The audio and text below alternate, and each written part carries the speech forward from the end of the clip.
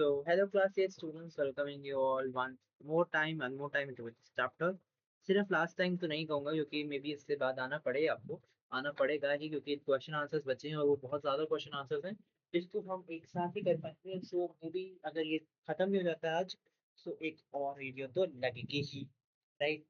तो चलिए देखते हैं the legacy of European colonialism in India. So the European, mostly British conquest and rule of India was not civilizing commission. Indian own civilization was much older than Europe's, है ना। तो जो Europe ज्यादातर जो यूरोपियन जिसमें ज्यादातर British लोगों ने हमारे इस इंडिया को लिया, कॉन्क्वेस्ट किया, जीता और रूल किया इंडिया में, वो एक सिविलाइजिंग मिशन नहीं था। मतलब वो सिविलाइज नहीं कर रहे थे, हमारी सिविलाइजेशन नहीं कर रहे थे कुछ। क्यों हमारी जो इंडियन की खुद की हमारे इंडियंस की जो सिविलाइजेशन है वो यूरोप से बहुत ज्यादा बड़ी है। It was much older and right and it was a process of subjugation, यानी कि हमसे खुद उसमें ले रहे थे वो चीजें, subjugation and exploitation and executed systematically with brutal repression if necessary. मतलब कि हमसे ले रहे थे, एक्सप्लॉइट कर रहे थे हमें वो सिस्टमैटिकली, और कभी कभार रिप्रेशन भी हमारे साथ ब्रूटली कर रहे थे, हमको बहुत मतलब कि ऑपरेस्ट भी कर रहे थे, ऑपरेस भी कर रहे थे। Except for a small Indian elite who accept British rule as inevitable, the Indians suffered the fate of many of the world colonized population. Abuse, exploitation, violence and uprooting। मतलब कि जो बहुत छोटे इंडियन एलाइट्स थे उन्होंने, मतलब इंडियन एलाइट्स को छोड़ के, यानी कि जो अच्छे अच्छे इंडियंस, जो महंगे बड़े बड़े इंडियंस थे उनको छोड़ के, जो ब्रिटिश रूल था बहुत ही इनएविटेबल था, हटाने नहीं था, मतलब हटाया नहीं जा सकता था, काइंड ऑफ उन्होंने एक्सेप्ट कर लिया। और जो इंडियंस थे, जो लोग एज ए नीचे लोकल बॉडीज में थे, जो इतनी पॉपुलेशन थी इतनी, उन्होंने बहुत ज्यादा ऐसी चीजें देखी, अब्यूज देखा, वायलेंस देखी, ऐसे जड़ से उखाड़ने वाली चीज देखी, उनको घर से बेघर होना पड़ा and all that things they had to go through. Plus उन्होंने और भी चीजें क्या क्या देखी, जैसे कि उन्होंने अब्यूज देखा, वायलेंस देखा, mental abuse, physical abuse, exploit होते हुए देखा उन्होंने कि हमको पैसे से, हमको जमीन से, हमको अपने घर से, खाने से, क्योंकि देखिए थे माइंस पर घर से निकाल देते थे लैंडलॉर्ड, जैसे ऐसे लोग थे, उनकी खुद की जो जमीनें थी उनसे जो उनका काम था वो छीन लिया, उनको फोर्सफुली अपना फिर फार्मिंग वगैरह करनी पड़ी, अपना लैंड नहीं था किसी और के लिए फार्मिंग करनी पड़ी। सो उनको बहुत कुछ इस चीजों का सामना करना पड़ा। And at the same time the colonial rule had some largely unintended consequences। मतलब कि उससे कुछ ऐसे unintended consequences भी थे, जैसे कि it opened or reopened India to the world and the world of India, world to India। मतलब कि उसने फिर से ओपन कर दिया था इंडिया का पूरे वर्ल्ड को एंड पूरे वर्ल्ड को इंडिया से। The British and the French, to a much smaller extent, were systematic in documenting every aspect of their conquest. From its geography, they conducted meticulous surveys of the subcontinent। मतलब कि जो British थे और जो French थे, कुछ कुछ छोटे मोटे एक्सटेंट तक बहुत ही सिस्टमैटिक थे अपनी डॉक्यूमेंटेशन, अपने काम को, अपने पेपर वर्क को, एकदम हर एक चीज में अपने कॉन्क्वेस्ट के, अपने इस जीत के काइंड ऑफ बहुत पेपर वर्क उसको रखते थे, है ना। इस कॉन्क्वेस्ट का हर एक चीज उसका जोग्राफिकली से लेकर के जितने भी चीजें हैं वो रखते थे, इसकी चीजों का पता डॉक्यूमेंट रखते थे इन सब चीजों की systematically also, right. They created impressive list of all ethnic groups, although the lists were flawed because of the unscientific but prevalent notion of race। मतलब कि उन्होंने क्या किया, उन्होंने लिस्ट बना रखी थी जितने भी एथनिक ग्रुप थे उनकी, और जो लिस्ट थी वो थोड़ी बहुत फ्लॉट थी, उसमें कुछ गलतियां थी, क्या क्या थी, क्योंकि बहुत ही अनसाइंटिफिक बट प्रिविलियंट नोशन था रेस का। क्योंकि देखिए जेनेटिक्स यहाँ पे शोन हुए, रेस का कोई यहाँ पे एग्जिस्ट करती नहीं थी, राइट। तो जेनेटिक्स तो हर जगह शो हुआ, बट इन्होंने क्या नाम दे दिया उसको, रेस दे दिया। They also documented India's monuments, studying their art and architecture, restoring some of the ruined ones and initiated the discipline of archaeology। मतलब कि उन्होंने कुछ कुछ जो आर्कियोलॉजिकल चीजें थी, जो मॉन्यूमेंट्स थे, अपने यहाँ के इंडिया के आर्ट एंड आर्किटेक्चर को भी स्टडी किया, डॉक्यूमेंट किया, लिखा, और उसको कुछ कुछ जो टूट फूट चुके थे उसको रिस्टोर किया, उसको वापस ठीक किया। एंड उन्होंने क्या इनिशिएट किया, उन्होंने डिसिप्लिन इनिशिएट किया आर्कियोलॉजिस्ट, आर्कियोलॉजी का, आज उनकी फिर से ठीक हो, आगे अच्छी से जाए and all that things, right. Not only that, but in the process, they and other colonial powers stole thousands of statues, painting, jewel, manuscript, and other cultural artifacts from India and sent them to European museum or private collections। मतलब कि ये सारे process, मतलब कि जब वो art and architecture को फिर से रिवाइव कर रहे थे, फिर से वो ठीक कर रहे थे, इस प्रोसेस में उन्होंने बहुत सी हजारों स्टैचूज, हजारों पेंटिंग, ज्वेलरीज, मैन्युस्क्रिप्ट जो एज इन पुराने टाइम की लिखी हुई चीजें थी वो, बाकी सारे भी कल्चरल आर्टिफैक्ट्स को चोरी किया, उसको चुराया और उधर अपने वहाँ पे यूरोप में भेज दिया, और उसको यूरोप में सजा के म्यूजियम्स में रखाया गया, प्राइवेट कलेक्शंस बनाया गया। ऐसी ऐसी चीजें हुई उस चीजों से, राइट, जो उन्होंने यहाँ से उठाई थी, यहाँ से ली थी। Alright, if I talk further, while this represented a profound cultural loss and violation of Indian heritage, it also promoted some appreciation of India art in Europe public। मतलब कि एक जगह तो ये यहाँ पे जो हमारा कल्चर लॉस था, हमारा कल्चर को, हमारी इन सब चीज़ों का, हमारे हेरिटेज का वायलेशन था, क्योंकि हमारी चीज़ें, हमारा आर्ट, हमारा आर्किटेक्चर चीज़ें, इतनी अच्छी अच्छी अच्छी रिच चीज़ें हमारे यहाँ से उठा के वहाँ पे भेजी जा रही थी, हमारे को लूटा जा रहा था, वो सब चीज़ें तो थी। बट वहां पर जाके भी जो यूरोपियन पब्लिक थी, जो वहां पे भी लोग थे, उन्होंने इसको क्या किया, इसको प्रमोट किया, इसको अप्रिशिएट किया, किसको, हमारे इंडियन आर्ट को, है ना। Other than that, what else happened was such massive theft took place over much of the colonized world. Today, there are ongoing debates and efforts to repatriate some of these cultural heritage to their countries of origin। मतलब कि बहुत से ज्यादातर, बहुत ज्यादा बड़े बड़े बड़े बड़ी चोरियां हुई ऐसी ऐसी जगहों पे जो कि कॉलोनाइज्ड हो चुकी थी, यानी कि जो जो किसी किसी की कॉलोनीज थी, किसी किसी का कोई और कंट्री ने आके वहाँ पे राज किया। यहाँ पे ऐसी बहुत सी चोरियां हुई, बहुत से ऐसे डाके मारे गए, जहाँ पे अपनी अपनी चीजों को चोरी करके दूसरी जगह, मतलब अपनी तो नहीं, दूसरों की चीजों को चोरी करके अपने देश में भेजा, है ना। और ये ज्यादातर जो हुए, और आज तक भी डिबेट्स चलती हैं, आज तक भी लड़ाइयाँ चलती हैं, और ऐसे ऐसे चीजें एफर्ट्स होते हैं कि भैया इसको क्या किया जाए, इसको जो इसके जहाँ पे कल्चर ट्रेजर्स थे, यानी कि जहाँ से कंट्री, जहाँ से ये थी, जो चीजें जहाँ से आई हुई हैं, जहाँ से चीजें चुराई हुई हैं, वहां पर उस देश में वापस ये चीजें जाएं, मतलब कि जहाँ से चीजें उन्होंने उठाई थी, जहाँ से चीजें उसने चुराई थी, उस जगह वो वापस जाएं, राइट। यहाँ पर और देख लेते हैं, बट इससे पहले ना यहाँ पे ये क्वेश्चन है, उससे पहले विल गो थ्रू दिस, यहाँ पे एक पूरा पेज था, हाँ ना, हाँ, टू हीरोइंस, राइट। ये या तो एक बार हम कंप्लीट कर देते, then will go through this, right. So let us explore in the sentence. It opened or reopened India to the thing, to the world, and the world to India. Yeah, why do you think they said reopened? Some argue that stolen cultural heritage has been better preserved abroad than it had been in India। मतलब कि एक कह रहे हैं यहाँ पे, देखो जैसे लिखा था ना, इट ओपन और रीओपन, तो यहाँ पे रीओपन क्यों ऐड किया, और प्लस यहाँ पे बोला गया कि जो चुराया हुआ कल्चरल हेरिटेज था वो वहाँ पे प्रिजर्व है, वहाँ पे ठीक तरह से प्रोटेक्टेड है, बट यहाँ पे अगर इंडिया में होता तो फिर से घटिया घटिया चीजों से, घटिया घटिया जगहों से हो जाता, घटिया मतलब as an not in safe होता। तो देखते हैं, पहला चीज है कि ओपन रीओपन क्यों किया। तो see, the world reopened has been used because India has already been connected with many parts of the world long before British rule. Ancient India traded with countries such as Rome, Greece, Persia, China, Southeast Asia, and Arabia through sea and land routes। यहाँ पर जो word reopen है, इसका इसलिए use किया हुआ है क्योंकि इंडिया ब्रिटिश रूल से पहले भी, ब्रिटिश राज से पहले भी पूरे वर्ल्ड से, वेरी पार्ट्स ऑफ वर्ल्ड से कनेक्शन में थी, यानी कि they were doing trade before the British rule as well, है ना। जो एंशियंट इंडिया था, जो पुराना इंडिया था, वो बहुत सी कंट्रीज के साथ ट्रेड करता था, जैसे कि Rome, Greece, Persia, China, South East Asia and Arabia, ऐसी ऐसी जगहों से लैंड ट्रेड, सी ट्रेड, इन सारी जगहों से करता था, right. During the colonial period, India again became closely connected with the rest of the world through modern transport, communication, education and global trade। मतलब कि जब कॉलोनियल पीरियड था, जब ब्रिटिश लोग का राज था, उस दौरान भी जो इंडिया था वो और ज्यादा क्लोजली कनेक्ट हो गया पूरे बाकी सारे एज इन वर्ल्ड से।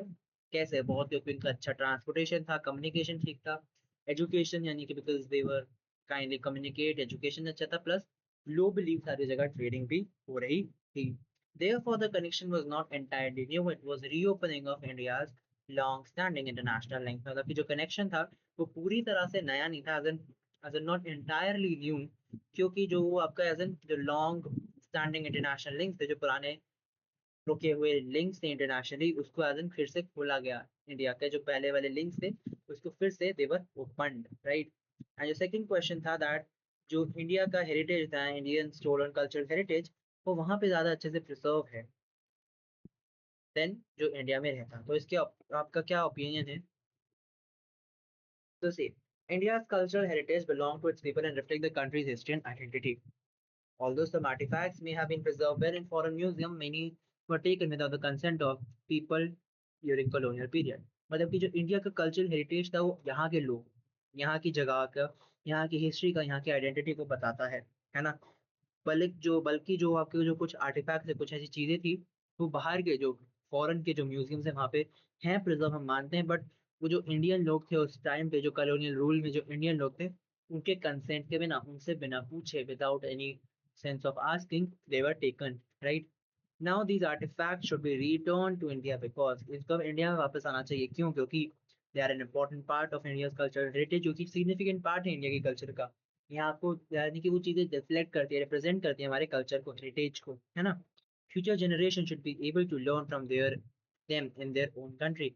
मतलब कि जो पहले की जनरेशन ने जो कर दिया तो कर दिया, बट जो आगे आने वाली जनरेशन है ना, future generation, they should be able to learn, उस चीज़ों से देखें, इसको पढ़ें, उसको समझें, अपनी कंट्री के लिए, अपने उसके लिए पढ़ें एंड समझें कि भैया what they have done. Returning them helps correct historical injustice, मतलब कि उनको वापस लेके आने के बाद वो आपका जो हिस्टोरिकल इनजस्टिस रहा है ना, जो इन लोगों ने करा है, हिस्टोरिकली इनजस्टिस मीन्स टू से कि हिस्ट्री के खिलाफ खिलवाड़ करा है, उसको एज एन रिटर्न करें।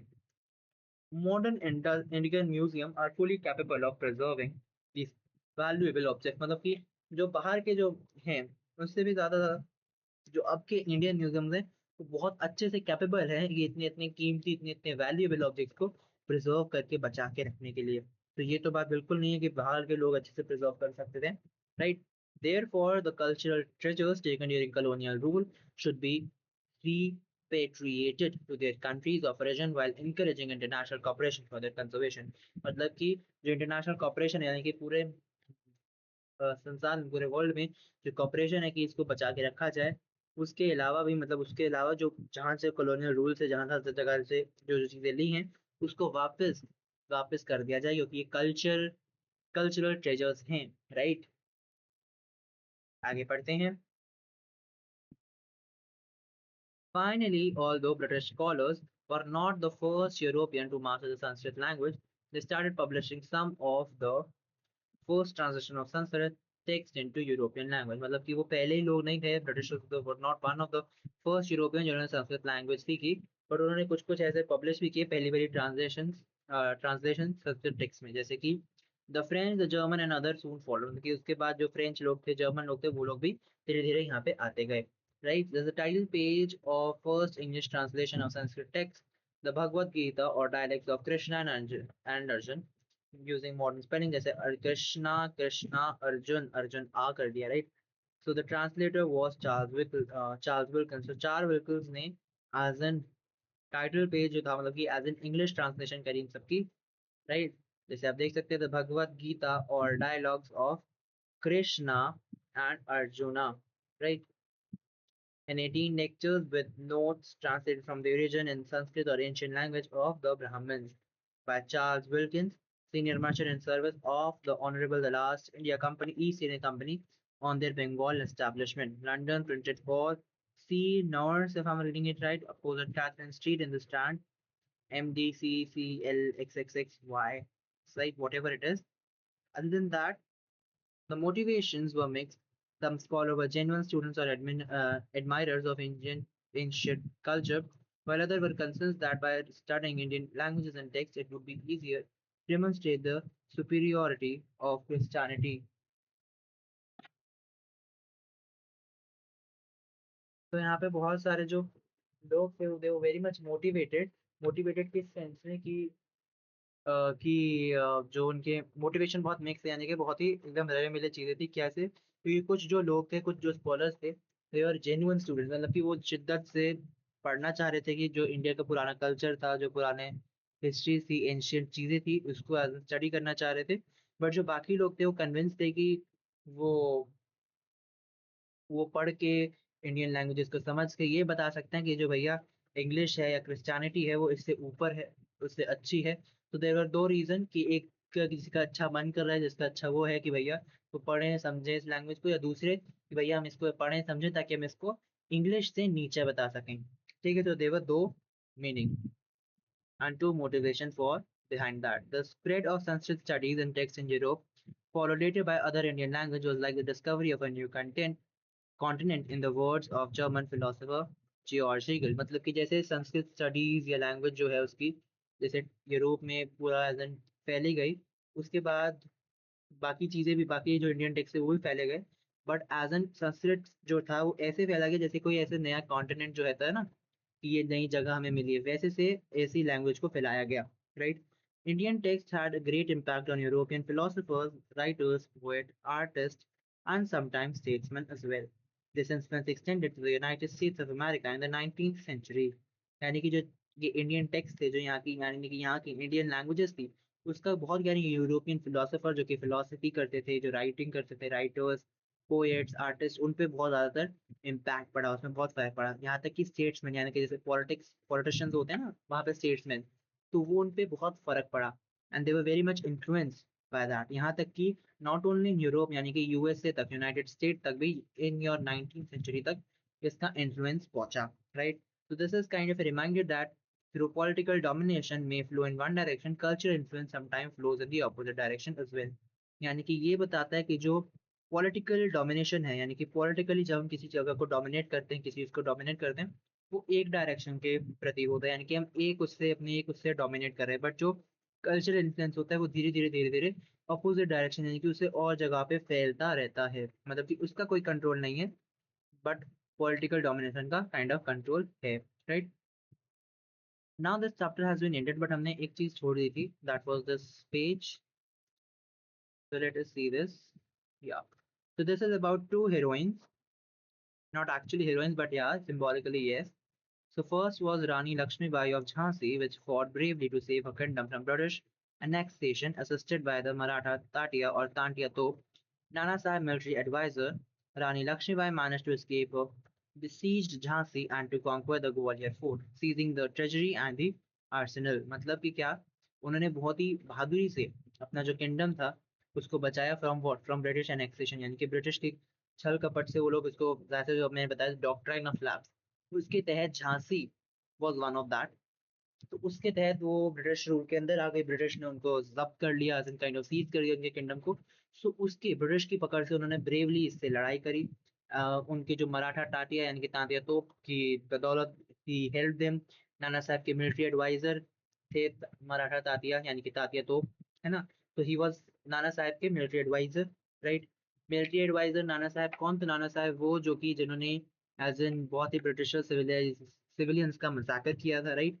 वो, है ना, उन्होंने हेल्प किया रानी लक्ष्मीबाई को। And beside Jhansi and to conquer the Gwalior fort, यानी कि जो जैसे सीज, मतलब कि झांसी सीज कर लिया, मतलब कि ब्रिटिशर्स ने उसको पूरा घेर लिया, then उसको अपने रूल में लिया है। बिसीज मतलब कि उसका ऑपोजिट। सो उसको बचाने के लिए, उसको हटाने के लिए झांसी को हेल्प किया। एंड धीरे धीरे ही डिड व्हाट वाज, उन्होंने ग्वालियर फोर्ट भी कॉन्क्वेर कर लिया, जीत लिया। उधर के जितने भी ग्वालियर फोर्ट में जितनी भी ट्रेजरीज थी, जितने भी आर्सेनल्स, यानी कि जितना भी धन दौलत सोना वगैरह, प्लस जितने भी गन बारूद आर्सेनल्स वो सब आते हैं, वो ग्वालियर फोर्ट में थे, वो उन्होंने कॉन्क्वेर कर लिया। Then she was killed on 18th June 1858 on battlefield, यानी कि इनको 18 जून को इस दिन मार दिया गया, एज इन बैटलफील्ड यानी कि लड़ाई के जंग में। The British army officer who commanded the attack on Jhansi noted that the Rani was remarkable for her beauty, cleverness, perseverance, and generosity to her subordinates। यानी कि जो ब्रिटिश आर्मी ऑफिसर था जिसने कमांड किया था कि झांसी पे अटैक किया जाए, क्योंकि वो ज्यादातर जाते रहते होंगे व्हाट्सएवर, उन्होंने बताया कि जो रानी लक्ष्मीबाई थी, शी वॉज रिमार्केबल, मतलब उनको इसलिए याद किया जाता था क्योंकि वो बहुत ही एज एन स्मार्ट थी, चतुर थी, चालाक थी, plus she was very beautiful as well. And उनका प्रेजर्वेंस यानी कि बहुत ही अच्छी सबर थी, और वो जेन्योरिसिटी भी दिखाते हैं। जेनरसिटी मतलब कि as an empathy, sympathy, as an अपने सबॉर्डिनेट्स, अपने आसपास के लोगों की तरफ she was very much kind, right? Plus, these qualities combined with her rank rendered her most dangerous of all the rebel leaders। मतलब कि जो इनकी सारी क्वालिटीज थी, वो उनके जो उनका पोजीशन थी, जो उनकी रैंक थी ना एज एन रानी, उसको लाइक उसको भी काइंड ऑफ कॉम्प्लीमेंट करती थी, राइट। प्लस साथ ही साथ rendered her most dangerous of all rebel leaders, मतलब कि उनके जितने भी और जो लोग थे उनको भी रेबल्स को एज एन लीडर्स जो, और उनके साथ जैसे शी वाज आल्सो रेबल ना, बाकी जो रेबल लीडर्स थे, बाकी जो एज एन उनकी तरह थे, उनको भी एक साथ काइंड ऑफ मिलाते हैं, right. And she was the best and bravest of the rebel, यानी कि जो रेबल्स थे उसमें से सबसे बेस्ट और bravest one of that she was, right? Tatia Tope continued fighting until early 1859, but was betrayed and handed over to the British, who hanged him। यानी कि 1858 को तो रानी लक्ष्मीबाई की डेथ हो गई, बट एज उनके साथ तांतिया टोप भी थे, बट वो अपने आखिर तक लड़ते रहे अंटिल योर 1859 की स्टार्ट तक। उनको एज इन किसी ने धोखा दे के उनको ब्रिटिश की तरफ, लाइक ब्रिटिश के हाथों दे दिया, एंड उन्होंने बाद में ब्रिटिशर्स ने उनको हैंग कर दिया, उनको फांसी दी थी, right. The second heroine is Begum Hazrat Mahal of Awadh, that is your north central portion है यूपी का, right? She did what was she also resisted the British-led resistance after her kingdom was annexed and joined the rebels during the 1857 uprising, leading the defense of Lucknow when the British attempted to recapture the city। यानी कि उन्होंने भी जो ब्रिटिश-led resistance था, यानी कि जो British के खिलाफ रुकावटें थी वो लोग लेके आ रहे थे, उसके साथ वो भी जुड़ गई। साथ ही साथ जो उनका किंगडम था, यानी कि उनको भी एनेक्स किया गया कि उसके किंगडम को, उनके भी किंगडम को जब्त कर लिया गया था ब्रिटिशर्स के वजह से। उनको उन्होंने किया था ब्रिटिश की वजह से क्या, एंड उन्होंने भी फिर रेबल्स के साथ जो इनके विद्रोह में थे, क्या कहते हैं, ब्रिटिशर्स के खिलाफ थे, उनके साथ हाथ मिला लिए थे। 1857 की अपराइजिंग में वो भी थी, है ना। एंड उन्होंने जो लखनऊ की थी वहां से लीड किया था एज एन डिफेंस, जो कि जब लाइक ब्रिटिश ने उनकी सिटी को रिकैप्चर, लखनऊ को रिकैप्चर करने की कोशिश करी, तो वहां की डिफेंस से as an she was also one of them. She rejected British offers of safe passage if she surrendered and ultimately had to take refuge in nearby Nepal, है ना। मतलब कि उन्होंने बहुत सारे जो ऐसे just a second, surrender and ultimately had to take refuge in nearby Nepal. In November 1858, Queen Victoria issued a proclamation marking the end of East India Company rule in India. She promised non-interference in religious matters and greater inclusion of Indian in administration. Begum Hazrat Mahal issued a counter proclamation warning Indians not to trust such assurance as it is the unwavering custom of Indians never to forgive a fault, be it greater or small। मतलब कि उन्होंने बहुत सारे ऐसे offers थे कि वो safely passage कर दें, मतलब कि वो, मतलब उनको जाने देंगे अगर वो सरेंडर कर दें, है ना। बेगम हजरत महल को चुपचाप जाने देंगे इफ शी सरेंडर और अपना kingdom they they. But ultimately उनको इन सब से बच के ऐसे निकलना, जैसे लाइक लड़ लड़ के जैसे भी वो अपने आसपास जगह से नेपाल तक पहुंचे, राइट। और फिर नवंबर 1858 में, है ना, जब ईस्ट इंडिया कंपनी खत्म हुई, आज ईस्ट इंडिया कंपनी का गवर्नेंस रूल खत्म हुआ, एंड फिर जो ब्रिटिश क्राउन था, यानी कि ब्रिटिश राज क्वीन विक्टोरिया के पास आया, तो वो हुआ था। तो उस टाइम के दौरान की बात है, तो जब क्वीन विक्टोरिया ने ऐसी प्रोक्लेमेशन या ऑर्डर इशू किया कि ईस्ट इंडिया कंपनी का जो इंडिया में रूल था खत्म होता है, और वो कोई भी एज एन रिलीजियस मैटर्स या आगे इंडिया के एडमिनिस्ट्रेशन में इंटरफेरेंस नहीं देंगे, उन्होंने एज एन क्वीन विक्टोरिया ने इशू किया था। बट उसके आगे बेगम हजरत महल ने ये बोला कि इंडियंस को वार्निंग देते हुए कि ऐसी अश्योरेंस में ट्रस्ट मत करो, इनका कोई वो मत करो, क्योंकि इनका एक ऐसा कस्टम है जो चेंज नहीं होता कि वो कोई भी छोटी से छोटी या बड़ी से बड़ी गलती को छोड़ते नहीं है। So maybe they can do us anything, so don't trust them as an English people, and Britishers don't trust them. So that's it, I guess. So yes, that's it। ये आपका सेकंड लास्ट लेक्चर था। इसका आगे के जो है वो 10 questions and the summary of this whole chapter that we will do in our next part। So till this much only। We'll meet you all in the next episode from this topic। तब तक के लिए bye bye all, and we'll meet you very soon with the last part of this whole chapter। And thank you all, bye bye, and we'll meet you all very soon with a new video। Thank you।